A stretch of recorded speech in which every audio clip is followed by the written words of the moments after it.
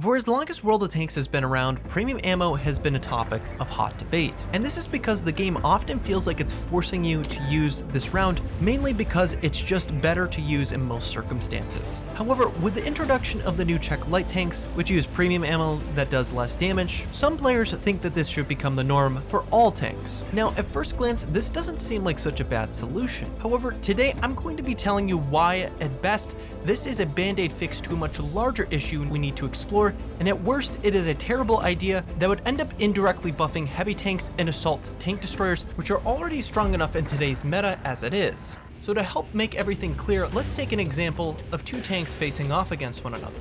I want you to imagine that you're in your CS63 and you happen to come across a mouse. So let's say you go to engage the mouse and you try to get an angle on it. One of the things you're almost going to do automatically is go to dab the 2 key. And this is not because you're some type of gold noob, but it's because of learned experience knowing that standard rounds are very ineffective at penetrating even the lower plate of a mouse. And it's no stretch to say that gold is your only way that you're going to be able to effectively damage the mouse. But let's say instead of doing 390 alpha damage like it normally does with its gold, it instead does 360 alpha damage. What happens now? Well, this subtle difference is going to cost you the engagement. You see, because of this effective DPM decrease on your CS63, it is going to take you much longer in order to kill the mouse, approximately about 1 shot more. And this matters especially in close fights, because what you're going to notice is that the mouse doesn't have to use premium ammo that does less damage in order to fight back against the CS63. He basically has to point and click with standard rounds, and he'll go through every single time. On the contrary, the CS63 has to sacrifice its alpha damage to have a chance at fighting against the mouse.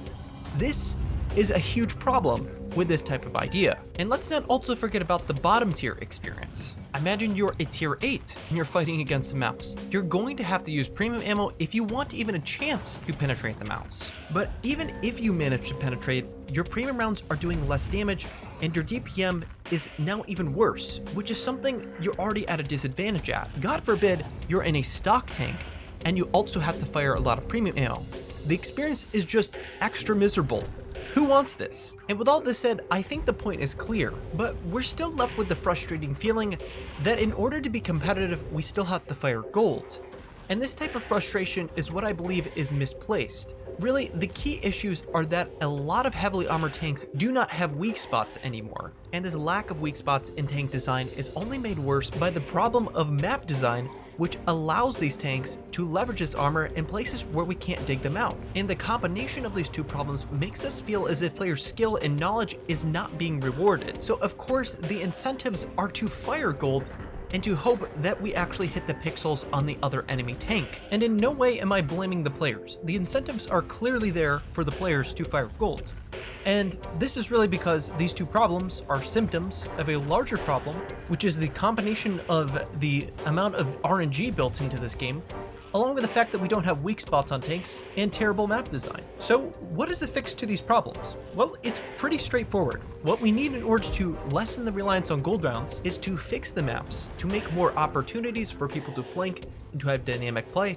And we also need to reintroduce some of the weak spots that some of our tanks used to have back before everything got streamlined into a haul down heavy tank. And while we know that the maps are going to take a while to fix, adding additional weak spots to a lot of the tanks which are just overtuned as far as armor goes is actually a pretty easy and controllable problem, because really the only tanks you're going to be balancing are heavy tanks and maybe some assault tank destroyers. Now, the reason for me bringing this topic up is because I saw this idea pop up recently and I wanted to readdress it even though it's been done before.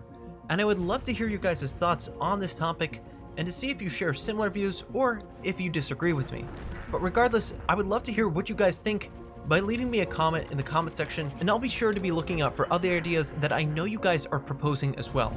I really appreciate the fact that you guys are so creative, and if you guys are looking for a space where you can share unique ideas, consider joining my Discord where you can share these ideas and we can actually work through them and come up with something really unique. I'm a big believer that a lot of the best ideas are the culmination of a lot of different minds thinking on something with a common goal. So if you guys are interested in game improvement, please do send me your ideas, because one of the ideas that I saw commented in my comment section is something I'm going to be working into some of my videos. So if you want some of those ideas to possibly make it into the videos, join my Discord, share your feedback, and also make sure you're subscribed to the channel, because you don't want to miss it if your idea is in there.